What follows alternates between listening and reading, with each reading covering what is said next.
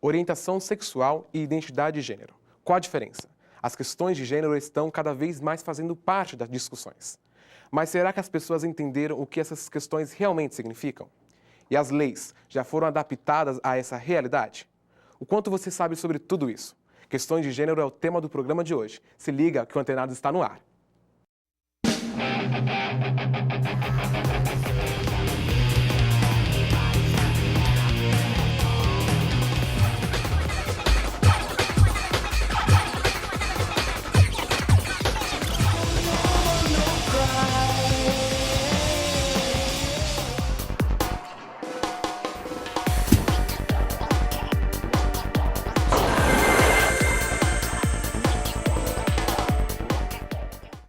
Olá, o Antenados de hoje discute questões de gênero.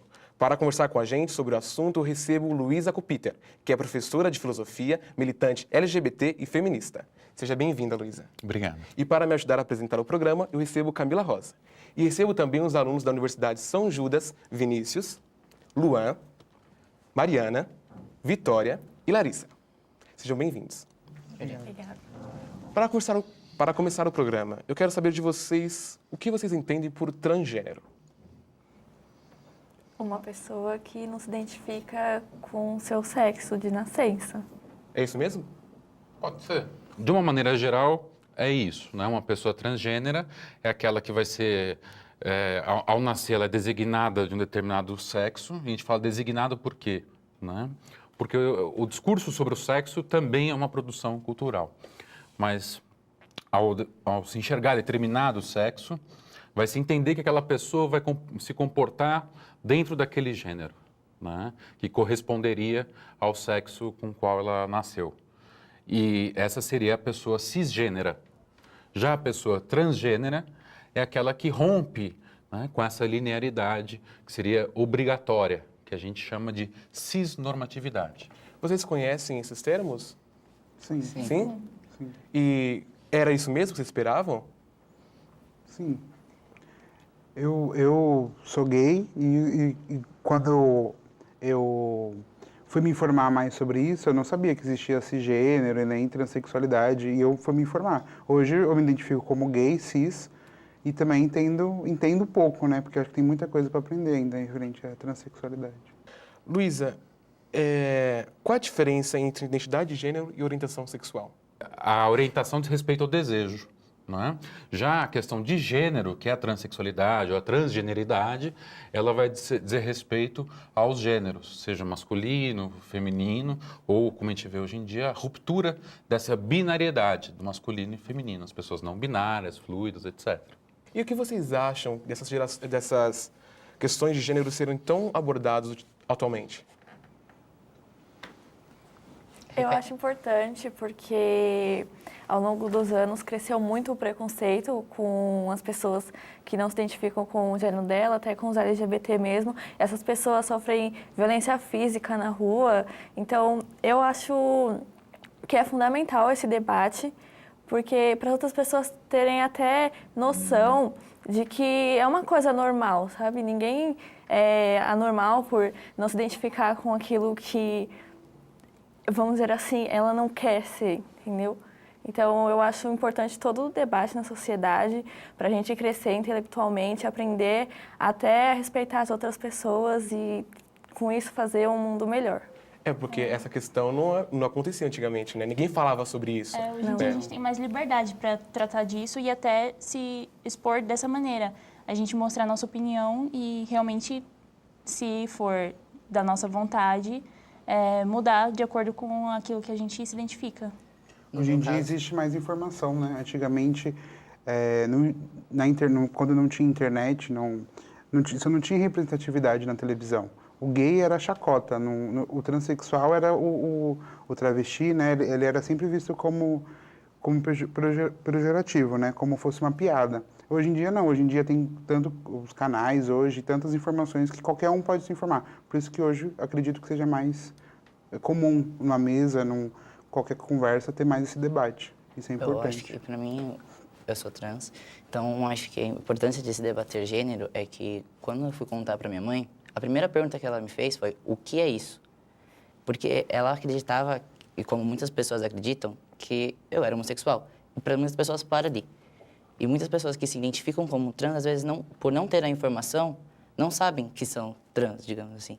Então, quando você debate, você espalha a informação e fica mais fácil de aceitar, de entender e, dessa forma, ajudar a pessoa a lidar com alguns problemas que aparecem na vida dela, com algumas barreiras que ela acaba enfrentando mais com ela e, às vezes, que acaba transparecendo também para a sociedade, que a sociedade é cruel.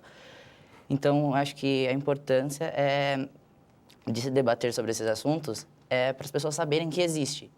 As formas de expressão artísticas têm abordado o tema da transgeneridade, sobre vários aspectos. A reportagem do Antenados conversou com Cláudia Jordão, diretora da peça Flores Amarelas, que aborda a questão de gênero pelo olhar materno.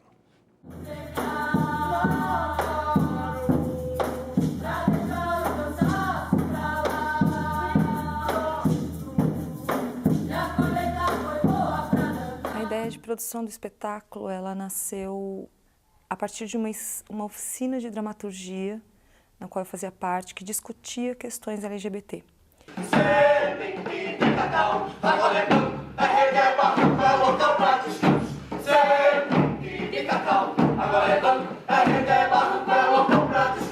A personagem trans do espetáculo, ela não se torna protagonista. A protagonista é a mãe, uma mãe adotiva, que a única coisa que ela quer é defender a felicidade desse filho.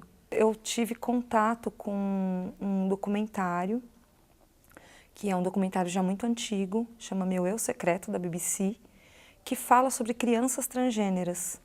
E ali o que me chamava muita atenção era a forma como as famílias lidavam com essas crianças, né? Uma vontade de batalhar pela felicidade dos seus filhos. A história é ambientada no sertão da Bahia. O espetáculo tem como inspiração Terras do Sem Fim, de Jorge Amado, a fotografia de Sebastião Salgado e o documentário Meu Eu Secreto, da BBC. Então, a identidade de gênero nasce a partir desse documentário da BBC. O espetáculo tem como mote, na verdade, essa obra do Sebastião Salgado, e depois a gente passa a se apropriar, a buscar inspiração na obra do Jorge Amado, Terras do Sem Fim, para que possa compor esse cenário para tratar sobre esse tema da identidade de gênero. Cláudia conta como foi discutida a questão de gênero no espetáculo. Sobre identidade de gênero, eu penso que no nosso caso, Flores Amarelas, ela se preocupou muito no como dizer, no como tratar desse tema, buscando ser o mais honesto possível com as pessoas trans, com as famílias de pessoas trans e tentando fazer com que essas pessoas se sensibilizem não a partir do dedo na cara, mas a partir da poesia e da fala ao pé do ouvido. Bom, a gente viu que a peça aborda a identidade de gênero sobre o ponto da família, né? Vocês acham que a arte pode ajudar a família a entender um pouco mais sobre a questão de gênero? Sim, essa peça eu fui assistir com a minha mãe, a gente foi convidado pela Cláudia. E eu levei algumas pessoas da minha família, inclusive até uma amiga da minha irmã foi junto. E todo mundo que eu levei saiu da peça chorando. Não teve outra reação que não chorar. Todo mundo olhou de um ponto de vista que antes não enxergava. Eles achavam que antes parecia que era algo egoísta da parte deles, e com a peça fez eles abrirem mais o coração, digamos assim, e muitos vieram até me falar, nossa, eu não imaginava que fosse de tal forma e tal. A peça tem cenas que pelo menos para mim foram muito fortes e que eles não imaginavam que seria tão forte assim, tão difícil assim. Então acho que pela forma como a peça foi feita, pelo menos Flores Amarelas, foi bem importante para eles entenderem um pouco de como eu me sinto. Então acho que sim. A arte ela é sempre responsável, ela cumpre o papel fundamental, né, na compreensão do mundo, seja através da sensibilização. Né? A arte é fundamental para o ser humano. Não à toa a gente vive um momento histórico então atacando, né, a produção cultural e as artes no país. Eu só queria pontuar, eu não vi a peça, né? Eu acho muito importante que comece a discutir em vários campos, né? Mas eu acho uma coisa interessante, primeiro que pela condição de transexual, né, é difícil as pessoas trans estarem nos lugares de poder ocupar, poderem aparecer. E quem começa a falar sobre nós? As pessoas cisgêneras. E aí eu acho interessante que quem produz, portanto, o discurso sobre a gente são as pessoas cisgêneras. E o tema a personagem principal é a mãe, é o sofrimento da mãe. Então eu acho interessante porque o nosso sofrimento, muitas vezes, ele é ignorado. Porque as pessoas entendem que a nossa existência é uma afronta à existência das pessoas cisgêneras, especialmente a família, né? Então é como se a gente tivesse que entender, a gente cisgênero, que não consegue, muitas vezes, constituir família, ter emprego, ser aceita pela família, amada, e tal, estudar, né? A gente que tem que entender o que a pessoa, o que a família, o que a pessoa cisgênera passa. E não ela se colocar no nosso lugar e aprender a respeitar. É verdade. Né? E com esse papo, Antenados vai para um rápido intervalo. Não saia daí que no próximo bloco a gente vai falar sobre pessoas transgêneras e seus reconhecimentos. É já já. Cisgênero é a definição dada à pessoa que se identifica com seu gênero de nascença, o sexo biológico. Ou seja, uma mulher que nasceu com um órgão genital feminino e se identifica como mulher é uma pessoa cisgênera. Já transgênero é o termo dado à pessoa que não se identifica com seu gênero de nascença ou sexo biológico. Isto é, uma mulher que nasceu com um órgão genital feminino, mas não se identifica como mulher, é uma pessoa transgênera.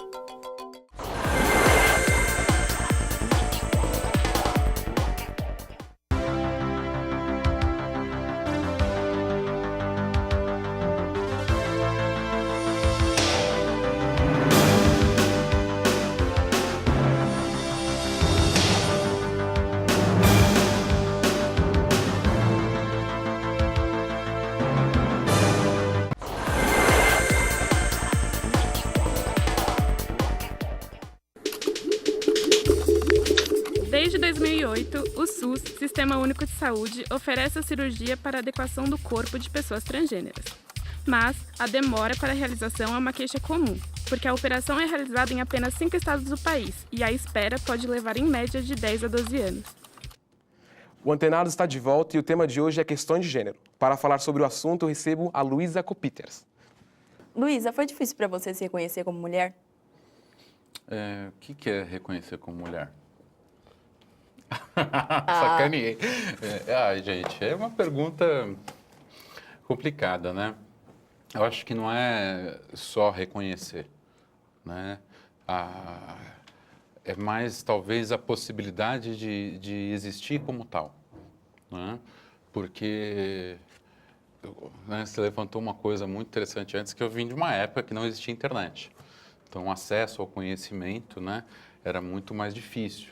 Costumo dizer que a gente usava a enciclopédia para pesquisar e não tinha um verbete que falava sobre mim, né? Sobre as pessoas transexuais ou transgêneras, né? Então não havia essa possibilidade.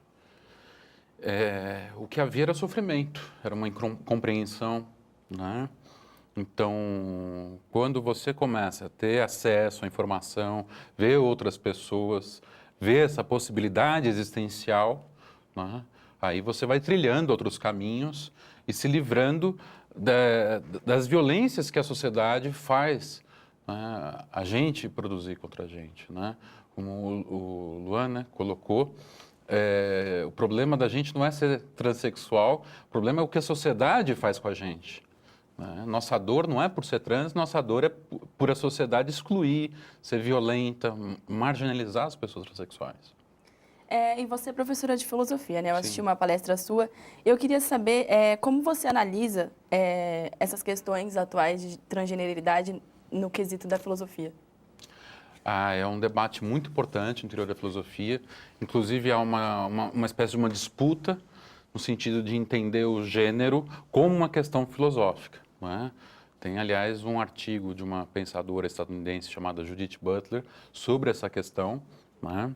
Porque, até pela questão histórica, a filosofia é eminentemente masculina, não é? Então, quando as mulheres passam a ocupar esses lugares e produzir esses discursos e colocar o gênero, né, como uma questão filosófica, uma questão existencial, você tem a resistência. É a mesma coisa que a gente estava falando, se hoje está se falando mais sobre gênero ou não, sobre transgêneros ou não. Né? A gente vive uma resistência disso, com escolas sem partido, as leis, a base curricular nacional. Então, há uma tensão, mas é uma questão do ser. Né? O que é ser humano, quais formas existenciais são possíveis, como o corpo ele é político, né? Como a existência das pessoas ela é colocada e arranjada dentro da vida social. Né? Então, é eminentemente filosófica essa questão. E vocês acham que o Brasil é um país de mais ou menos preconceito? Eu acho que não é uma questão nem de achar, É uma questão de dados. É verdade, né? os fatos estão aí, né? Não, o Brasil é o país que mais mata pessoas transexuais no mundo, pelo que se tem de dados. Né? É o país que mais mata pessoas LGBT. Né? E muitas vezes, agora que está se conseguindo fazer uma medição de pessoas transexuais, porque muitas vezes as pessoas transexuais assassinadas eram noticiadas como gays, né? Como homens. Você não tem uma tipificação criminal para punir as pessoas por homofobia, por lesbofobia e por transfobia. É um país, como a gente falou aqui, a mídia ridiculariza, estigmatiza, estereotipa essas pessoas. É uma sociedade machista e misógina. Então, você tem toda uma estrutura social para marginalizar, empurrar para as franjas da sociedade, violentar e punir por elas serem como são, por nós sermos como somos. Né? Luísa, você se candidatou a vereadora em São Paulo, certo? Você achou que faltam políticas públicas que atendam às questões? Sem dúvida, né? Sem dúvida. Aliás, a gente está vivendo uma situação muito triste na cidade de São Paulo. Pessoas, por exemplo, em situação de rua, ao irem para albergues da prefeitura, estão sendo questionados por funcionários se são gays, para não mostrarem. Né? A gente não tem um projeto de lei no Congresso, que é conhecido como a Lei João Nery, né? 5002, que é um projeto de retificação de nome e sexo, sem ter que passar por um processo extremamente vergonhoso, humilhante, que exige laudo, foto, uma série de coisas, tem que passar pelo judiciário. Como eu disse, a gente não tem tipificação dos crimes, então, se uma pessoa é assassinada por ser trans ou por ser lésbica, né, o caso da Luana, o caso da Laura Vermont, vão ser apenas crimes contra a vida. Não é tipificado, né, como um crime de ódio pela pessoa ser transexual, ser lésbica ou ser gay. Então, a gente precisa ter esses marcos, aliás, uma discussão até, mas precisa ter esses marcos para que a sociedade aprofunde nesse debate e consiga criar políticas. Mas não só políticas também de criminalização. A gente tem que ter políticas na vida escolar, manter as pessoas na vida escolar, ter acesso à vida universitária, encontrar espaço no universo do trabalho. Né? Então, cabe à sociedade, né, compreender nossa existência como pessoas e abrir-se para a gente. E, para isso, as políticas públicas são necessárias. E vocês acham que a questão de tempo para a sociedade entender um pouco mais sobre identidade de gênero, ou a gente está bem longe disso? Eu não acho que é tempo. Eu acho que depende da nossa ação política, depende da nossa prática. Porque se esperar só o tempo, né, só vão brotar maçãs nas macieiras, né, e as coisas vão ficar como estão. A gente tem que praticar, ter exercício político, a gente tem que marcar a posição. Transexualidade e homossexualidade não são coisas recentes, são coisas antigas, só que a gente entrou isso para debaixo do tapete. Então, o tempo a gente já teve há muito tempo agora. Exatamente. Sim. Então não é só tempo, né? Acho que é a ação também, né? Vai muito da pessoa. Como hoje em dia a gente tem muito acesso, seria muito mais fácil, muito mais prático a gente abrir os nossos olhos para a questão de aceitação mesmo do próximo. Porque a sociedade não é só você único no universo. Não, então eu acho que vai muito da pessoa. Porque a oportunidade de aprender com elas, a gente tem muita, muita. E essa liberdade hoje em dia a gente também tem. E o que vocês acham que deveria mudar em relação aos transgêneros? Estou falando da situação da sociedade. Tipo, ela vê de algum modo, o que deveria mudar nesse aspecto? Primeiro, deixar de ser considerado uma doença. É. Essa seria uma coisa importante. Facilitar a transição dessas pessoas, ou o início do acompanhamento médico, que é algo muito importante, principalmente o psicológico.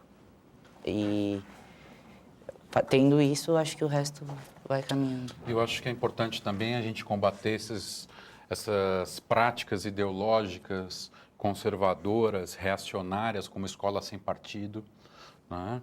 Essa exclusão da base curricular comum nacional, base nacional curricular comum, base nacional comum curricular, que excluiu a discussão de gênero, de sexualidade, de orientação sexual das escolas. Né? A gente vê políticos invadindo escolas de maneira completamente desrespeitosa para vigiar o que os professores dizem, como você colocou, né? É importante fazer o debate, mas tem que ter marcos legais, tem que ter uma institucionalidade que permita que o debate aconteça, porque senão a gente vai viver uma repressão, a gente não vai poder discutir, quem vai ter poder são os médicos, que são cisgêneros, que vão determinar quem que pode ser ou não pode ser.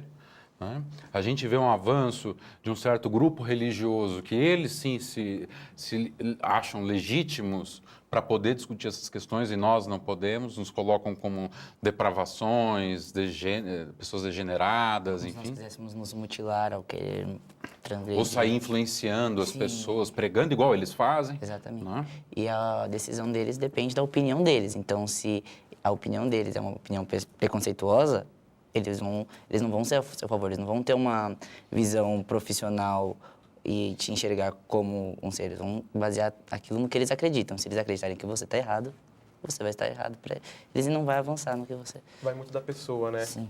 Não, gente, eu estou falando que vai justamente não do indivíduo. Não, sim, mas eu disse que vai no indivíduo, a situação dele cabe, entra, querendo ou não, ele não se trata como profissional, ele se trata como indivíduo. Ah, sim. Ele desrespeita o Código de Ética do psicólogo, o Código de Ética médica, Sim. a própria Constituição, artigo 5º. Em relação ao nome, para você tirar o seu nome, alterar o nome, depende também da opinião do juiz. Não, porque não tem uma legislação. Então, nem para o sim, nem para o não. Você pode entrar lá e se o juiz for com a sua cara, você pode mudar o nome. Se não, você espera. E uma vez que o juiz fala não, as chances de um advogado conseguir pedir a retificação, a chance de você conseguir que outro juiz passe por cima da palavra do primeiro juiz é menor. Entendi. Aliás, tem uma dados, questão de tem sorte. pesquisas sobre isso já aqui na Universidade de São Paulo, mostrando que uma pessoa cisgênera consegue muito mais rápido e com 80% de chance de mudança de nome, enquanto uma pessoa transgênera é coisa de 20%. O meu processo foi aberto no final do ano de 2015. Até hoje não saiu. Nosso programa está terminando e agradeço também a Luísa Copiter. Obrigado pela presença. Obrigado, foi um prazer. Agradeço também aos alunos da Universidade de São Judas. Sejam sempre muito bem-vindos. E se você aí de casa quer dar alguma opinião ou tirar dúvidas, curta a nossa página no Facebook e se você quiser assistir algum programa ou outro da TV São Judas, acesse o nosso canal do YouTube. A gente fica por aqui. Até o próximo programa. Tchau!